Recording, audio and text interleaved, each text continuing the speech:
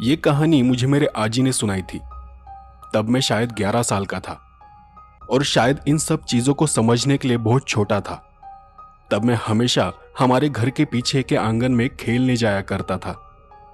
वहां एक पुराना कुआं था और उस कुएं के पास एक पुराना आम का पेड़ था जहां मुझे खेलना हमेशा अच्छा लगता था। लेकिन मेरी आजी मुझे वहां जाने से हमेशा रोकती थी। शायद वो डरती थी कि कहीं खेल खेल में मैं वहां उस कुएं में न गिर जाऊं, और मैं बार बार वहीं जाया करता था। तो एक बार मुझे वहां जाने से रोकने के लिए मेरी आजी ने एक बहुत ही खौफनाक कहानी सुनाई थी। वो कहानी इतनी डरावनी थी कि उस कहानी को सुन मैंने रात तो क्या, दिन में भी वहां उस कुएं के पास जाना छोड़ दिया था। तो मुझे जो थोड़ा बहुत याद था उसी को लेकर मैंने आज की एक कहानी लिखी है, और उसी कहानी को मैं आज आपको सुनाने जा रहा हूं। आजी मतलब मेरी दादी। तब वो एक दूसरे गांव में रहा करती थी और उसके घर के पीछे भी एक बड़ा सा कुआं हुआ करता था। ये कहानी तब की है जब उनकी ननद की नई नई शादी हुई थी। तो अब ये कहानी मैं आपको दादी के नजरे से सुनाता हूं। मेरा नाम कमल है और जिस गांव में मैं रहा करती थी वहां हमेशा ही पानी की कमी रहती थी। हमेशा सूखे जैसे हालात बने रहते थे। तो उस गांव में कुछ 2-4 घरों के पास ही पानी के कुएं थे जिनमें थोड़ा बहुत पानी रहता था। तब मेरी एक ननद थी जिसकी बहुत कम उम्र में शादी हो गई थी, और फिर कुछ 1 साल बाद ननद डिलीवरी के लिए हमारे घर आई हुई थी। तब वो कुछ 6 या 7 महीने की प्रेग्नेंट थी। जिस घर में हम रहा करते थे वो एक पुराना पत्थरों से बना हुआ मकान था जिसमें एक सीध में 5 कमरे थे। मकान के आगे एक और पीछे एक ऐसे 2 बड़े दरवाजे थे। घर के पीछे वाले दरवाजे के बाहर थोड़ी ही दूरी पर एक कुआं था और कुएं के थोड़े ही पास एक बड़ा सा आम का पेड़ था। आगे हमारी जमीन थी पर वो पड़ी हुई थी। मेरी ननद जो हमारी यहां आई हुई थी उसका नाम नूतन था। उसे वहां आए हुए बस कुछ ही दिन हुए थे। जब नूतन हमारे घर आई थी तो मुझे काफी अच्छा लगा था, क्योंकि तब मैं घर में अकेली ही रहा करती थी। मेरे पति ज्यादातर काम की वजह से घर से बाहर रहते थे। तब वो एक दूसरे जिले में काम के लिए जाया करते थे। खेतों से कुछ उपज नहीं थी तो नौकरी करने के सिवाय और कोई चारा नहीं था। उनकी रविवार को छुट्टी हुआ करती थी, तो वो कभी शनिवार रात या फिर रविवार की सुबह तक घर आ जाते थे और सोमवार को सुबह वापस काम पर निकल जाते थे। हमारी शादी को 4 साल हो चुके थे, पर अब तक हमें कोई बच्चा नहीं था। पर मैं इस बात से खुश थी कि मेरी ननद पेट से थी और हमारे घर जल्द ही छोटे नन्हे कदमों के साथ एक नया मेहमान आने वाला था। नूतन के आने की वजह से मेरा अकेलापन भी दूर हो गया था और हम रात रात भर बातें किया करते थे। एक रात की बात है जब मैं उस कुएं के पास बैठ बर्तन मांज रही थी। ज्यादा वक्त भी नहीं हुआ था। रात के कुछ 8 या 8:30 बज रहे होंगे। मेरी ननद भी वही मेरे पास ही बैठी हुई थी और हम दोनों हमेशा की तरह आपस में बातें कर रहे थे। तभी नूतन का ध्यान पास के उस आम के पेड़ की ओर चला गया। वहां देख उसने धीरे से मुझसे कहा, वहां कोई है? तब मैंने भी पेड़ के पास देखा, पर मुझे वहां कोई दिखाई नहीं दिया। मुझे लगा कि कोई कुत्ता होगा जो खाने को सूंघते हुए वहां आया होगा। हम फिर आपस में बातें करने लगे। कुछ ही वक्त हुआ होगा कि हमने एक आवाज सुनी, शुक शुक। अब वो आवाज मैंने भी सुनी। उस आवाज को सुन मेरी ननद मतलब नूतन ने सवालिया चेहरे के साथ मेरी तरफ देखा। अब हम दोनों भी बचपन से ही गांव के रहने वाली थी, इसलिए तब हमें उस आवाज से ज्यादा डर नहीं लगा। मैंने कंदील को आगे करते हुए आवाज दी, कौन है? कौन है वहां? पर किसी ने मेरे सवाल का जवाब नहीं दिया। उस वक्त तक लगभग बर्तन मांजकर खत्म हो चुके थे। कुछ 2-4 ही बर्तन बाकी थे। पानी खत्म हो गया था तो नूतन ने कुएं में बाल्टी डालकर पानी ऊपर खींचना शुरू किया। कुआं बहुत ही गहरा था।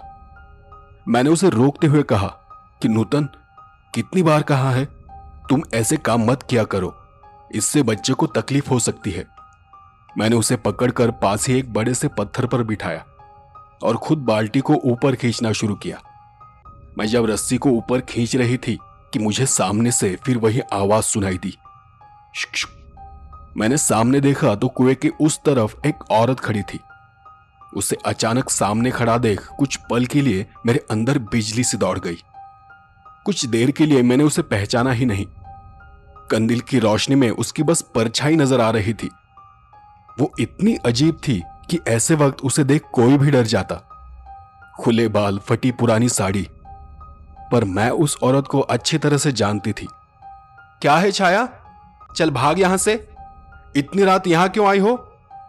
पर छाया बस नूतन को ही घूर रही थी और उसे घूरते हुए उसने कहा, मुझे मेरा बच्चा चाहिए। मुझे उसकी वो बात किसी अपशकुन की तरह लगी। मैंने बाल्टी और बर्तन वही छोड़ दिए और नूतन को लेकर घर के अंदर जाने लगी। छाया भागकर ही नूतन की ओर बढ़ी और उसने झटके से नूतन के हाथ को पकड़कर उसे पीछे खींचा। वो देख मुझे बहुत गुस्सा आ गया और मैं जोर से उस पर चिल्लाई, छाया, छाया पागल हो गई क्या? छोड़, छोड़ उसे। उसने फिर नूतन को अपनी ओर जोर से खींचते हुए कहा, मुझे मेरा बच्चा चाहिए। नूतन भी उस वक्त छाया का वो डरावना रूप देखकर बहुत डर गई थी। मैंने छाया के हाथ को झटकते हुए नूतन को अपने पीछे छिपा लिया और छाया को हल्का सा धक्का देते हुए उसे पीछे धकेल दिया। छाया निकल जाए यहां से, वरना मैं बहुत मारूंगी। हाँ। और मैं और नूतन हम दोनों घर के अंदर चले गए। पर घर का दरवाजा बंद करते वक्त मैंने बाहर देखा। छाया अब भी वहीं खड़ी थी। उसकी गर्दन झुकी हुई थी और अपनी बड़ी बड़ी आंखों से वो हमें ही घूर रही थी। नूतन तो बहुत डरी हुई थी। मैं नूतन को उसके कमरे में लेकर चली गई और उसे वहां आराम से बिठाया। जब मैंने नूतन के बदन को छुआ तो उसका बदन जोर जोर से कांप रहा था। उसे कुछ समझ नहीं आ रहा था कि उस पल भर में उसके साथ ये क्या हो गया था। तो मैंने नूतन को समझाया कि डरने की कोई बात नहीं है नूतन, वो इसी गांव की एक बदनसीब औरत है। अभी कुछ महीने पहले उसके बेटे की उनके घर के पास वाले कुएं में गिरकर मौत हो गई थी। 1.5 साल का बेटा था उसका। उस सदमे को वो बर्दाश्त न कर सकी और वो पागल हो गई। उसके कुछ ही दिनों बाद उसका पति भी अचानक ही गुजर गया। तब से वो पागलों की तरह गांव में यहां वहां घूमती रहती है। हर कुएं के पास जाकर अपने बच्चे को ढूंढती रहती है। गांव के लोग भी अजीब है। उसका दर्द समझने के बजाय उसे अपने से दूर रखते हैं। अब क्या करे, वो जब भी यहां आती है तब मैं उसे कुछ न कुछ खाने को दे देती हूं। शायद अब भी उसे भूख लगी होगी और इसलिए वो यहां आई होगी। तुम्हें उससे डरने की कोई जरूरत नहीं है। मैं नूतन को यह सब समझा रही थी, पर असलियत में मैं खुद उस औरत का वहां आना अपशकुन मान रही थी। डर रही थी कि कहीं नूतन के बच्चे को उसकी नजर न लग जाए। और तब मुझे याद आया कि जल्दी जल्दी में मैं बर्तन वहीं छोड़कर आई थी। पर अब खुद मुझे बाहर जाने से बहुत डर लगने लगा था। मैं कुछ देर तक वहीं नूतन के पास बैठी रही और उसके सर को सहलाती रही। कुछ देर में नूतन की आंख लग गई, पर मेरे दिमाग में बस एक ही बात घूम रही थी कि छाया अब भी बाहर होगी या फिर वहां से चली गई होगी। मैंने अपने एक हाथ में एक कंदील लिया और डरते हुए ही पीछे का दरवाजा खोला। कंदील की उस हल्की सी रोशनी में मैं यहां वहां देखने लगी। आसपास कोई नजर नहीं आ रहा था और न ही किसी की आहट सुनाई दे रही थी। मैं धीरे धीरे कुएं के पास चली गई और एक बड़े से पतीले में सारे बर्तन रखकर उसे एक हाथ में उठाकर वहां से वापस जाने लगी। थोड़ी ही दूर गई थी कि मुझे फिर से वही आवाज सुनाई दी, शुक शुक। उस आवाज को सुन मेरे रोंगटे खड़े हो गए। मैं तेजी से दरवाजे की ओर बढ़ी और फिर जैसे ही मैं दरवाजे के पास पहुंची, मुझे जोर से छपाक की आवाज सुनाई दी। मेरे बदन को तब झटका सा लगा और मैंने झट से कंदील को वहीं नीचे रखते हुए अंदर से दरवाजा लगा लिया। शायद उसने बाल्टी या फिर किसी चीज को कुएं में फेंक दिया था और ये उसी की आवाज थी। मैं बस अपने आप को तसल्ली दे रही थी। मैं डर के मारे नूतन के पास चली गई, पर नूतन को इस बारे में कुछ पता नहीं था। वो आराम से सो रही थी, लेकिन मेरी हालत बहुत खराब थी। मेरे हाथ पैर अब भी कांप रहे थे। मेरा बाकी काम खत्म कर मैं भी वहीं चादर बिछाकर सो गई। रात कब मेरी आंख लग गई मुझे भी पता नहीं चला। सुबह जब मेरी आंख खुली तो घर के पीछे से बहुत सारे लोगों की आवाज आ रही थी। नूतन भी उस आवाज को सुनकर जाग गई। हम दोनों तब एक दूसरे को देख रहे थे कि बाहर हुआ क्या है जो इतनी आवाज आ रही है। मैंने जाकर दरवाजा खोला और बाहर देखा तो बहुत सारे लोग घर के पीछे जमा हो गए थे। सभी उस कुएं में झांक कर देख रहे थे। मैंने नूतन को घर के अंदर ही रुकने को कहा और मैं अकेले ही आगे चली गई। तब सब कुएं में देख मुंह फेर कर वापस पीछे जा रहे थे। मैं भी कुएं के पास चली गई और मैंने कुएं के अंदर झांक कर देखा, पर वहां देख मुझे ऐसा लगा जैसे मेरे शरीर की सारी ताकत ही खत्म हो गई हो। मैं चक्कर खाकर वहीं धड़ाम से नीचे गिर पड़ी। मैंने देखा था कि छाया की लाश पानी के ऊपर तैर रही थी।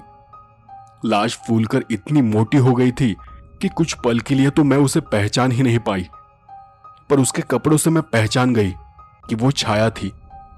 उसका चेहरा सफेद पीला पड़ा हुआ था, आंखें खुली थी और आंखों की पुतलियां फैली हुई थी। जीभ भी बाहर निकली हुई थी। ऐसा लग रहा था मानो वो अब भी मुझे घूर रही हो। मेरी हालत देख कुछ लोग मुझे पकड़कर घर के अंदर ले गए और मुझे घर से बाहर आने से मना किया। मैंने नूतन को भी वहां जाने से मना किया। नूतन भी बार बार मुझसे पूछ रही थी कि वहां हुआ क्या है, पर मैंने उसे बस शांत रहने को कहा। कुछ 1 घंटे बाद पुलिस और एक एम्बुलेंस वहां आई। लगभग 2 घंटे तक पूछताछ और लाश को कुएं से बाहर निकालने का काम शुरू था।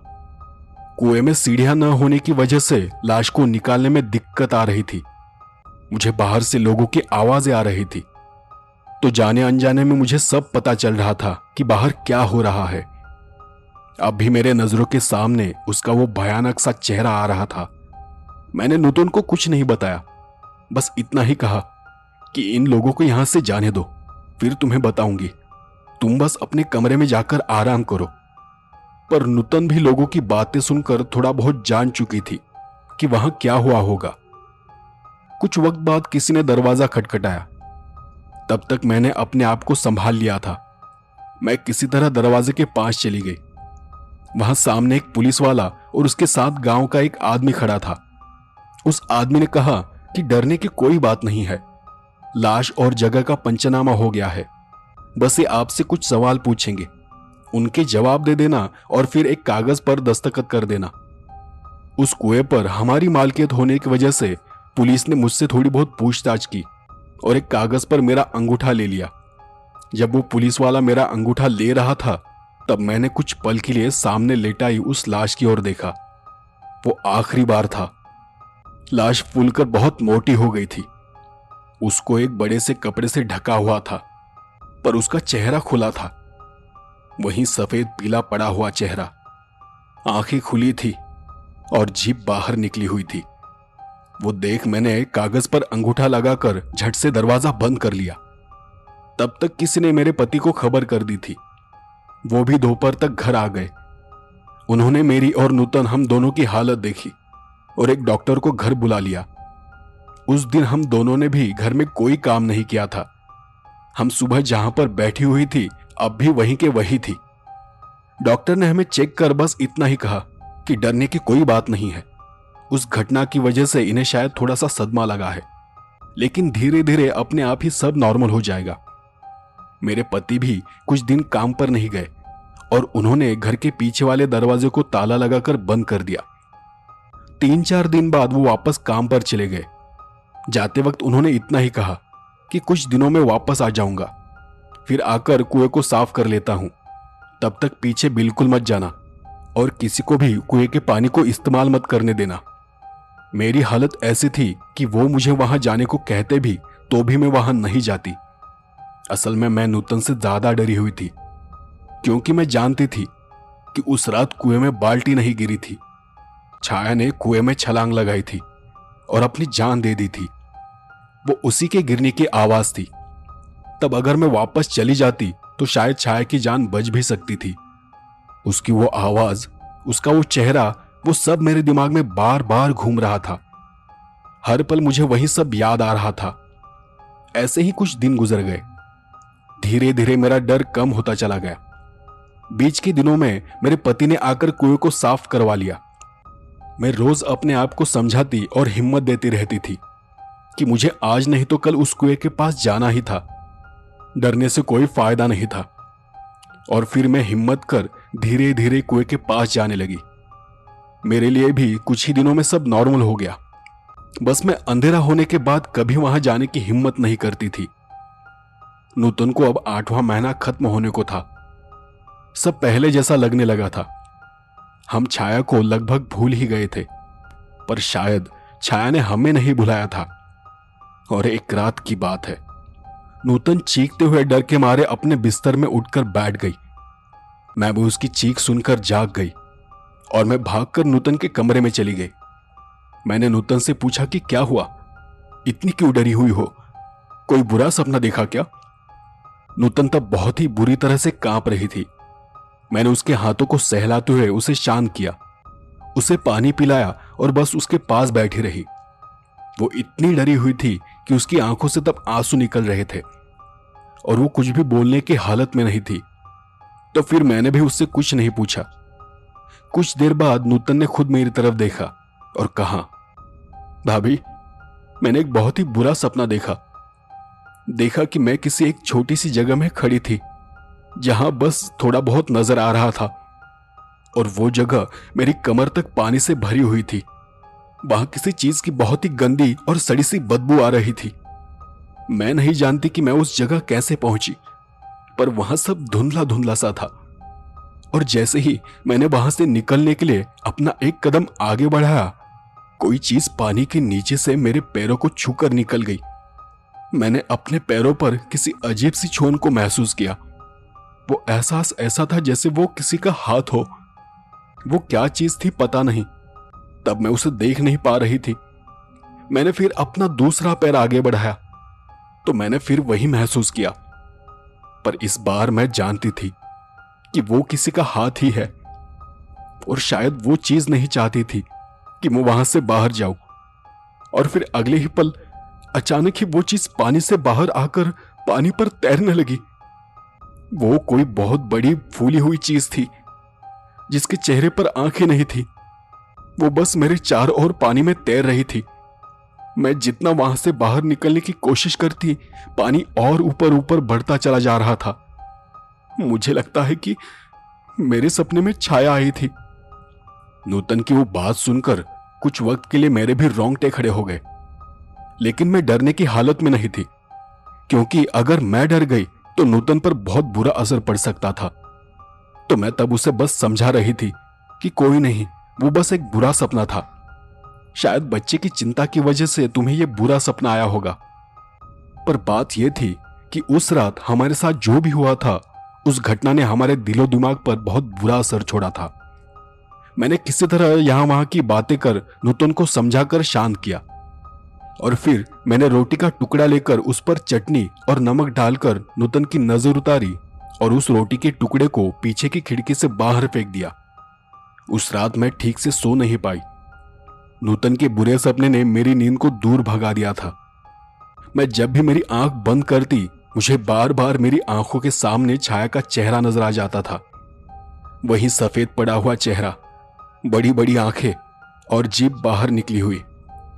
दूसरे दिन सुबह जब मैं घर के पीछे गई तो मैंने देखा कि वो रोटी का टुकड़ा जो मैंने रात को बाहर फेंका था, वो पूरा का पूरा काला पड़ा हुआ था, जैसे वो किसी आग में जला हो। मैंने एक नजर अपने आसपास देखा, पर वहां कहीं किसी आग के निशान नहीं थे। मैंने उस टुकड़े को उठाकर दूर खेतों में फेंक दिया। उस दिन मुझे नूतन को चेकअप के लिए सरकारी अस्पताल लेकर जाना था। थोड़ी बहुत खाने की तैयारी कर और थोड़ा सा खाने का सामान लेकर हम घर से निकल गए।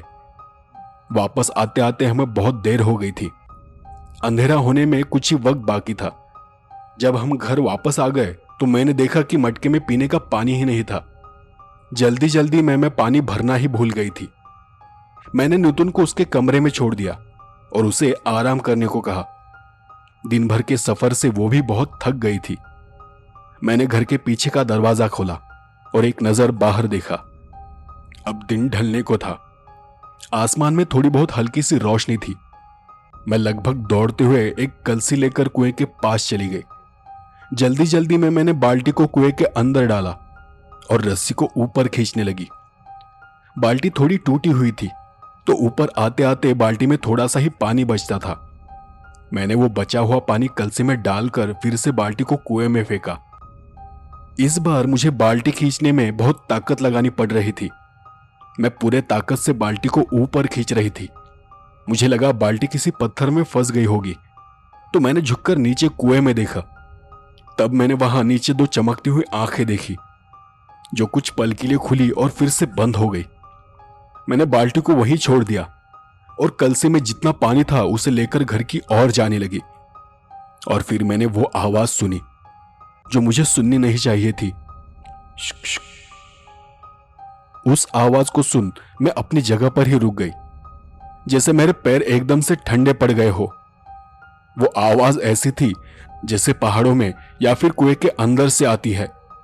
मतलब साफ था कि वो कुएं के अंदर से ही आ रही थी। मैं किसी तरह जोर लगाते हुए घर के अंदर चली गई और अंदर जाते ही कुंडी लगाकर दरवाजे को बंद कर लिया। कुछ देर के लिए मैं वही दरवाजे के पास खड़ी रही। तब ऐसा लग रहा था जैसे वो आवाज फिर से आएगी, पर वैसा कुछ नहीं हुआ। मैंने फिर अपने आप को समझाया कि डर की वजह से मुझे ये वहम हुआ होगा। इतने दिनों तक कुछ नहीं हुआ, तो फिर अब क्या होगा? ये मेरा डर ही है जो मुझे कुछ भी सुनाई पड़ रहा है। मैं जाकर रात के खाने की तैयारी करने लगी, पर तब मुझे एक बात समझ नहीं आ रही थी कि वो आवाज मेरा वहम हो सकता है, पर जो आंखें मैंने पानी में देखी थी वो किसकी आंखें थी? मैंने अपना ध्यान हटाने के लिए नूतन को अपने पास बैठने के लिए बुला लिया और उससे यहां वहां की बातें करने लगी। मैं चाहती थी कि बातों बातों में मैं उस बात को भूल जाऊं। फिर खाना खाकर हम सोने की तैयारी करने लगे। रात काफी हो चुकी थी। वो शनिवार की रात थी, मतलब शायद उस रात मेरे पति घर आ सकते थे। तो उस रात मैं बाहर के एक कमरे में सो गई, ताकि बीच रात उनके आने की वजह से नूतन को तकलीफ ना हो। आधी रात हो चुकी थी और मैं अब भी आधी नींद में ही थी। शायद नींद में भी मेरा सारा ध्यान दरवाजे की ओर था, क्योंकि वो रात कभी भी घर आ सकते थे। तभी कुंडी की आवाज से मैं अपने बिस्तर में उठकर बैठ गई। मुझे लगा कि मेरे पति आए हैं। मैं उठकर घर के सामने वाले दरवाजे के पास चली गई। मैं दरवाजा खोलने ही वाली थी कि मुझे फिर से कुंडी की आवाज सुनाई दी, पर वो आवाज तो पीछे के दरवाजे से आ रही थी। और फिर मैंने पीछे मुड़कर देखा तो नूतन पीछे का दरवाजा खोल बाहर जा रही थी। मैं वहां तक पहुंचती